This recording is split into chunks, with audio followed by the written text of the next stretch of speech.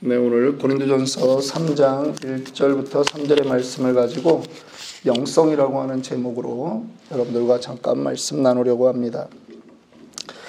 교회를 다니면 영성 말을 많이 듣습니다. 오늘 그 영성이 무엇인가 조금 살펴보려고 합니다. 최근에 창세기 37장부터 이제 요셉의 인생을 살펴보고 있습니다. 주일 설교에 요셉의 인생을 살펴보면서 이 단어가 떠오르는 것입니다. 요셉의 영성이 드러나는구나. 우리에게도 그와 같은 영성이 있어야 되겠다라고 하는 생각을 해보는 것이죠. 바울이 고린도 교회를 향해서 그의 마음이 답답했습니다. 복음을 받아들이고 예수를 믿은 지가 꽤 됐는데 3절 말씀에 보니까 너희는 아직도 육신에 속한 자로다 이렇게 얘기하는 것입니다. 참 얼마나 답답했을까. 내가 너희를 저주로 먹이고 밥으로 아니하였노니 라고 말합니다.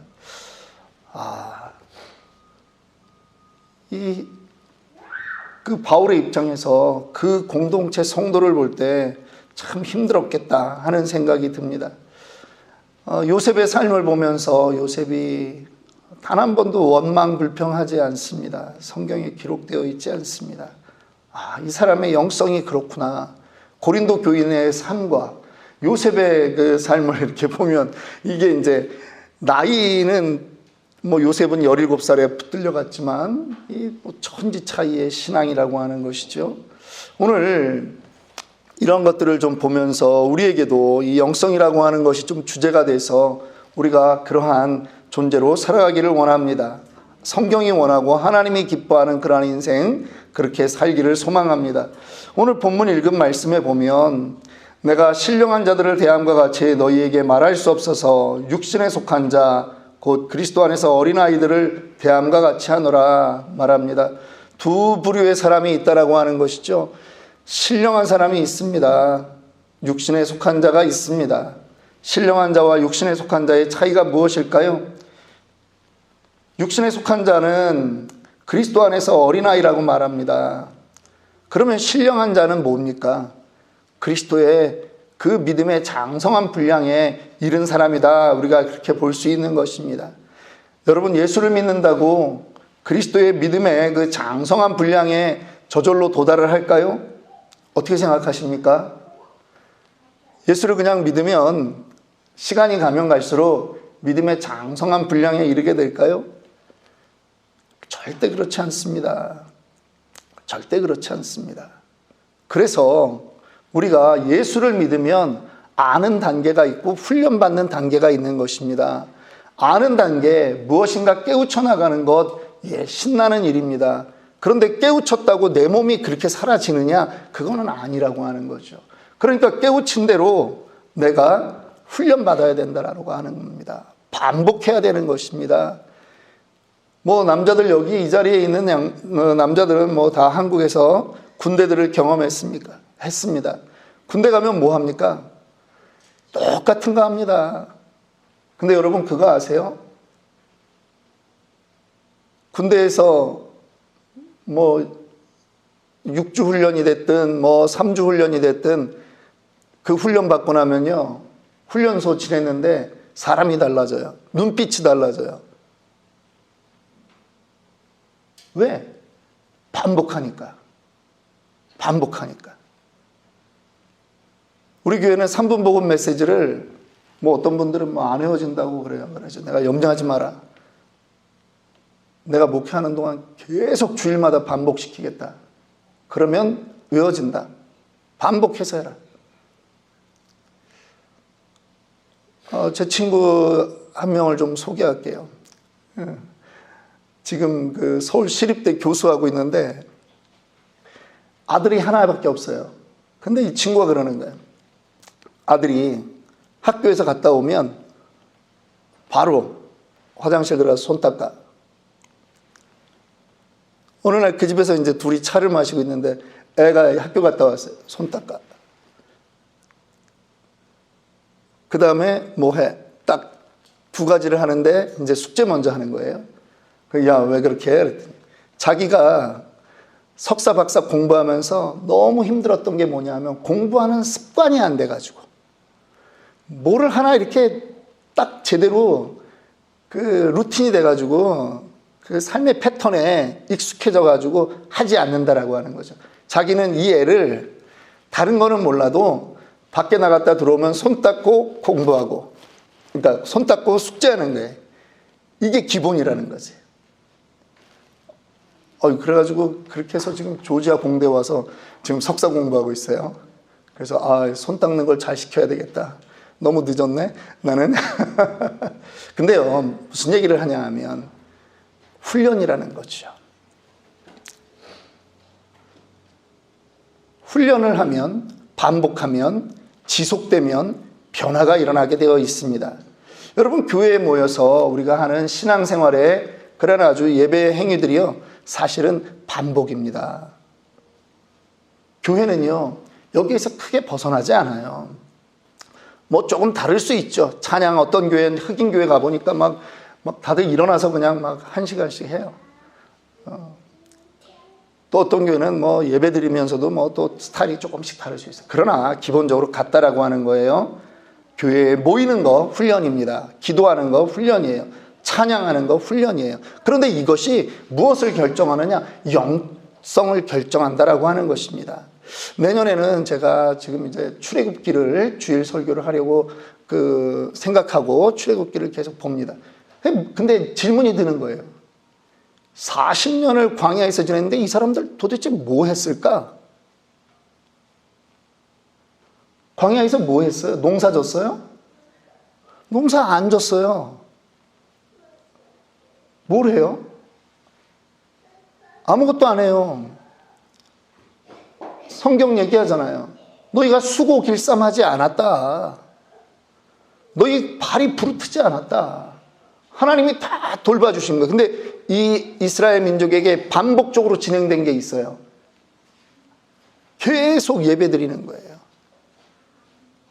제사 드리는 거예요. 그들을 영적인 존재로 바꾸기 위해서 40년을 예배 드리는 거예요. 물론 이동할 때 있죠. 그런데도 그들이 예배 드리는 자로 살도록 그렇게 한 거예요. 그 반복의 시간들을 통해서 그들의 인생을 바꾸도록, 노예 근성 버리도록 하나님만 향하는 민족 되게 하려고 하나님이 반복하시는 거예요.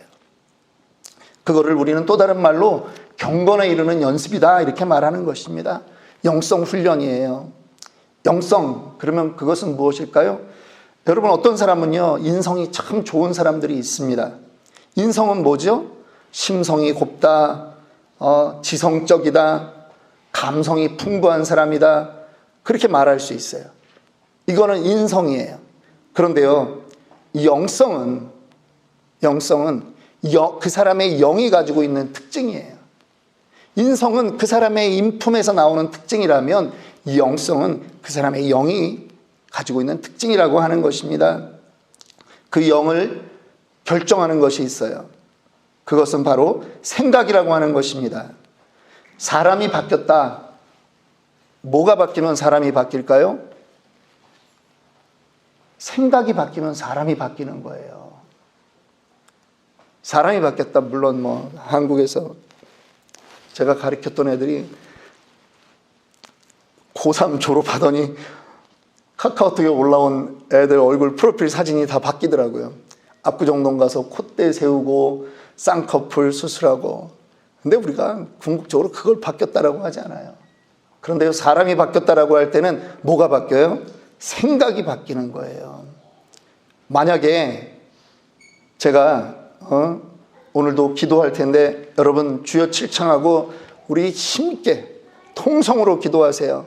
이따가 전도사님들은 다 이쪽에 나와서 목사님도 이쪽에 들어오셔가지고 다 음악 크게 틀어놓고 기도합시다. 그럴 때 첫 생각이, 이야, 저 조목사가 우리를 아주 그냥 힘들게 하려고 작정을 하는구나, 이 생각이 들면 이거는 영성 훈련이 안 된다는 거지.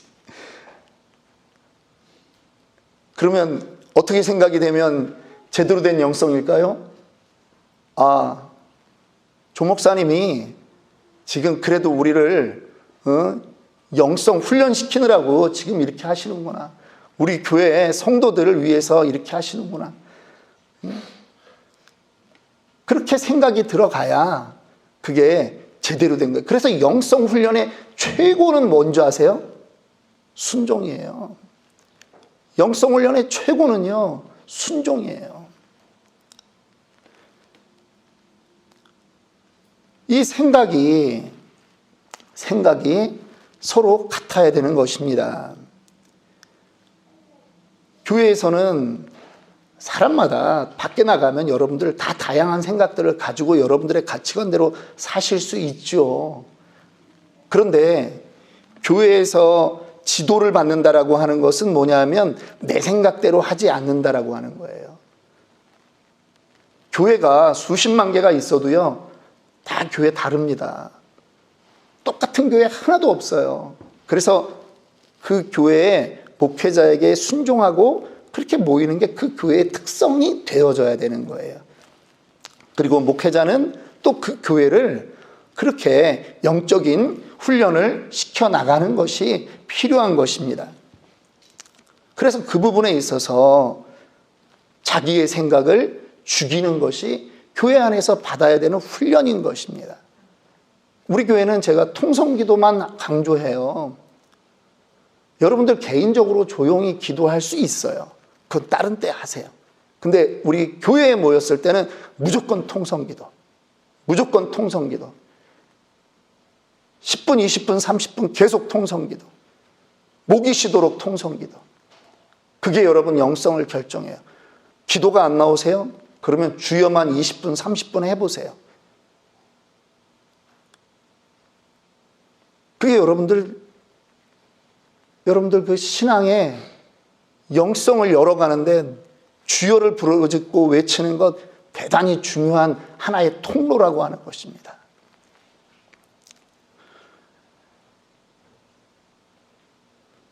순종이 영성훈련의 최고라고 하는 말에 이 한 예화 하나 소개합니다. 어느 선교단체에서 선교사를 하나 뽑는데 새벽 3시에 오라고 했답니다. 추운 겨울입니다. 사람들이 이거 뭐 새벽 3시, 오후 3시겠지 설마. 사람들이 새벽 3시에 와서 줄 서는 사람이 없는 거예요. 문이 안 열려 있거든요. 그러니까 이 교회, 이 선교단체 광고는 오후 3시를 지금 잘못 냈을 것이다. 어떤 사람은 왔다가 문 닫혀 있으니까 그냥 갑니다. 근데 한 사람은 그냥 기다리는 거예요. 그랬더니 관리자가 한 2시간 지나서 그 바람 쌩쌩 부는 추운 겨울날 한 2시간 지나서 문 열어주더니 아유 지금까지 기다렸냐고 그 시험 보자고 그 들어오라는 거예요. 들어오라 그러더니 A4 용지 하나 주고 계산하라는 거예요. 불러줍니다. 1 더하기 1, 1 더하기 2, 1 더하기 3, 1 더하기 10까지 다 하더라는 겁니다. 이게 뭐 문제입니까? 그러더니 이제 영어 쓰라고 하는 거예요. 철치를 영어로 써라. CHURCH. 그럼 모르는 사람이 누가 있겠어요? 그리고 나서 다음에 통보해 줄 테니까 가서 며칠 기다리라고. 전화 기다리면 연락 갈 거라고. 근데 그 사람이 해외 담당 최고 책임자로 합격을 했습니다. 이유는 뭡니까? 선교지 가면 답답한 일, 억울한 일 너무나 많은데 이 사람은 광고에 나온 그대로 새벽 3시에 와서 바보처럼 남들은 다 왜 이렇게 해? 하는데 이 사람은 기다렸다라고 하는 거죠.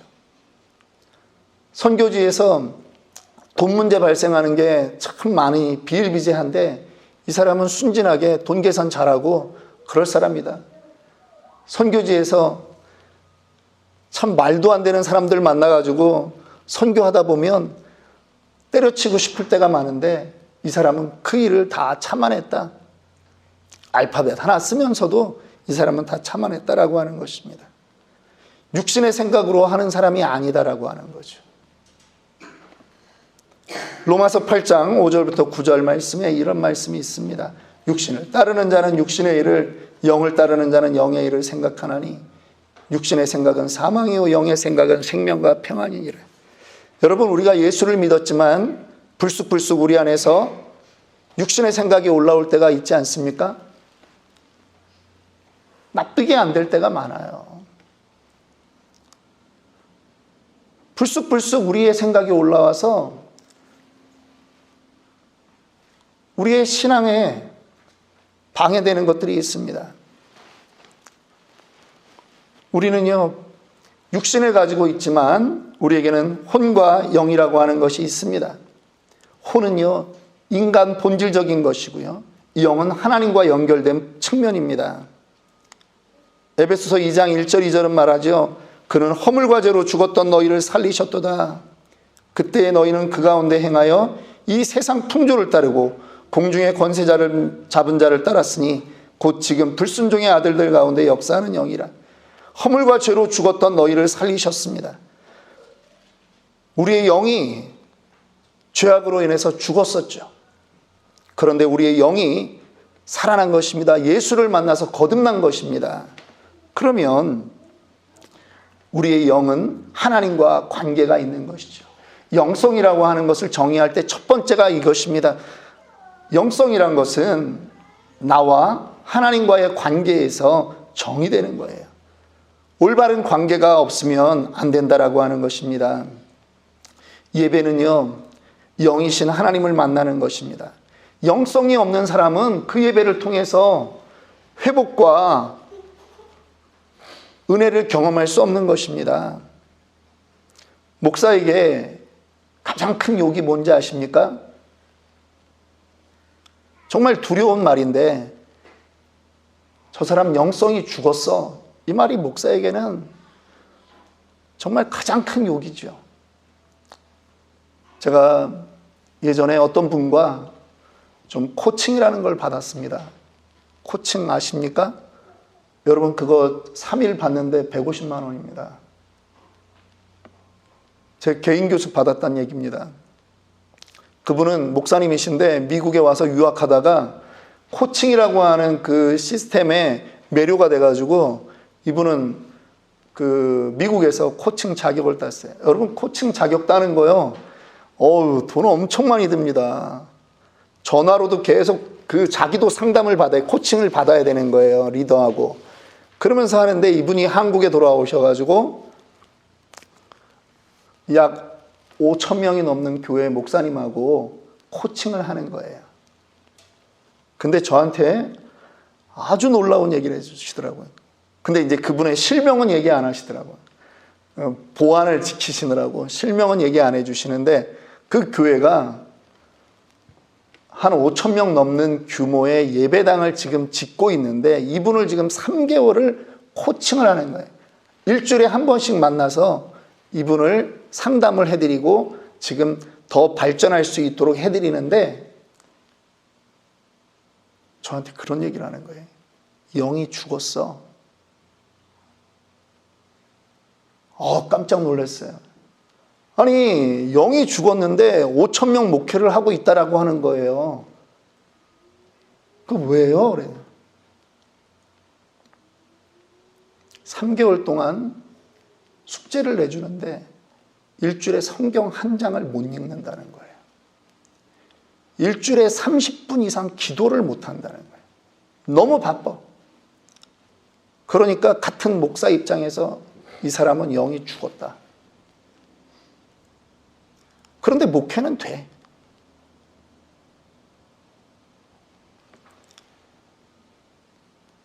테크닉으로 가는 거예요. 여러분, 비참하지 않습니까? 제가 우리 교회 통성기도하는 교회, 우리 교회 묵상기도하는 거 아니에요. 교회 함께 모였을 때는 개인적으로 저 권해요. 괜찮아요. 개인적으로는 여러분 그렇게 하셔도 돼요. 그런데 여러분, 함께 모였을 때는 나의 목소리가 다른 사람에게 정말 힘이 될 수 있도록이라도 해야 되고요, 하나님 앞에 공동의 기도 제목을 가지고 부르짖어야 돼요. 내 영이 살아야 되니까.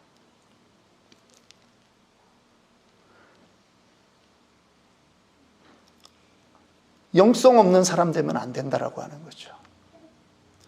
물론 저는 여기서 착각하면 안 된다라고 하는 얘기를 꼭 해요. 영성이 하나님과 친밀한 교제가 있다고 우리가 교회 인원수가 꼭 늘어난다. 그런 거는 차원이 다른 거예요. 그건 아니에요. 그런데 영성이라고 하는 거는 하나님과 어떤 관계에 있느냐. 이걸 날마다 고민하면서 가고 이거를 유지하는 거야. 하나님과의 관계성. 성령의 인도함을 받는 것. 이게 영성의 핵심이라고 하는 것입니다. 갈급함이 있으십니까? 갈급함이 있으세요? 갈급함이 있어야 돼요. 찬양도 불렀지만 목마른 사슴이 시냇물을 찾을 때는요, 위험이 있는 거예요. 사냥꾼이 거기서 기다리고 있는 거예요. 그래도 그 목마름에 죽음을 무릅쓰고라도 시냇물가로 가는 게 사슴이라고 하는 거죠. 나의 모든 것을 내려놓고 하나님과의 교제를 위해서 나는 가야 되겠다라고 하는 게 영성이라고 하는 거예요. 영성이라고 하는 것, 두 번째, 우리가 하나님께 반응하는 방법이 바로 영성이라고 하는 것입니다. 요셉이 그랬잖아요. 하나님께 반응하는 거예요. 하나님께 실망하지 않아요. 원망하지 않아요. 하나님의 그 꿈만 붙들고 가는 거예요. 자기의 상황은 점점 안 좋아지는데, 그래도 하나님이 하실 일이 있겠지. 나에게 꿈을 주신 분은 하나님이시니까. 여러분, 민감한 거죠. 계속 하나님께 센서티브한 거예요. 민감한 거예요. 오늘 누군가를 여러분들이 또 만날 것입니다. 저도 오늘 11시부터 또 누군가들을 만나요. 민감해야 되는 거예요. 오늘 이 만남에서는 이 만남은 왜 하나님이 나를 여기에 인도하실까? 오늘 이 만남을 통해서 하나님은 나에게 무슨 메시지를 주실까? 나를 어떻게 인도하실까? 그러면 어떤 만남에 가든지 여러분 허투루 볼 사람이 없고 허투루 들을 말이 없는 거예요. 민감해져 있는 거예요. 이 만남 가운데도 하나님이 함께 하시니까. 하나님께 어떻게 반응하느냐? 예배에만 반응하는 게 아니라 우리의 삶의 전 영역에서 반응하는 것이 영성이라고 하는 것입니다. 여러분, 더 구체적으로 들어가면 여러분의 돈을 어떻게 사용하고 여러분의 시간을 어떻게 사용하느냐, 바로 그것이 영성을 표현하는 방법인 것입니다. 감정이 이끄는 대로 가는 게 아니라는 거예요. 감정이 이끌리는 대로 가는 것이 아니라 하나님의 그 뜻에 나를 굴복하는 거예요. 그러니까 만남 가운데 이런 경우 있잖아요. 들어보니 어떤 사람이 열을 받게 해. 화가 나지만 내가 거기에 어떻게 반응하느냐. 그것이 나의 영성이라고 하는 것입니다. 세 번째, 영성이라고 하는 것은 세상을 살아가는 우리 신자들의 삶의 방식이라고 하는 것입니다. 믿으십니까? 우리는요, 그냥 이래도 좋고 저래도 좋고 그리스도인들은 그래야 된다. 그게 아니에요. 우리는 영성으로 이 세상을 살아가는 거예요. 그렇다고 세상과 담 쌓고 찬송 부르며 기도만 하면서 기도원에 살듯이 그렇게 사는 거 아니잖아요. 세상 가운데서 살면서도 빛과 소금으로 살아가는 거예요. 로마서 12장 1절 말씀합니다. 그러므로 형제들아, 내가 하나님의 모든 자비하심으로 너희를 권하노니 너희 몸을 하나님이 기뻐하시는 거룩한 산 제사로 드리라. 이는 너희가 드릴 영적 예배니라. 여러분, 영적 예배라고 신비한 체험, 신비한 세계, 그것만 강조하는 게 아니잖아요. 우리의 온전히 우리의 삶이 하나님께 드려질 수 있도록 그렇게 살아야 된다라고 하는 것입니다. 오늘 그러한 소망이 저와 여러분들에게 있기를 원합니다. 하나님으로 가득 차기를 원합니다. 여러분, 그릇이 하나 있는데요, 그 그릇에 국을 담으면 무슨 그릇입니까? 국그릇. 밥을 담으면, 반찬을 담으면 반찬 그릇. 병이 있는데 간장이 담겨 있어요? 간장병. 된장이 담겨 있어요? 된장병. 사람이 있는데요, 그냥 좋은 사람. 생각이 아주 나쁜 사람. 생각이 하나님에게 가 있어요. 무슨 사람이에요? 하나님 사람, 영성 있는 사람. 여러분, 우리가 이 땅을 살아갈 때 외면은 다 똑같습니다. 다 똑같아요. 그런데 아니라고 하는 거죠. 우리 안에 누가 계시다? 하나님이 계시다. 하나님 뜻에 맞춰 살아가는 거예요. 그러면 인생이 달라지는 줄 믿습니다. 오늘 그 영성의 소유자가 되기를 우리가 간구합시다.